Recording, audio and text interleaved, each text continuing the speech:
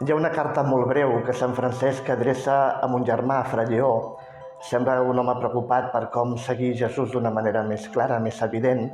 I Sant Francesc la comença dient: et parlo talment com una mare.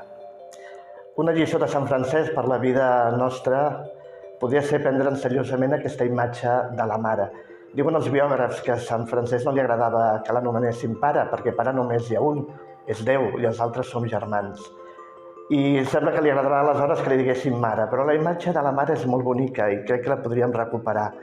No una mare acaparadora, sinó aquella mare que és capaç de fer el que sigui per ajudar a créixer el seu fill, no?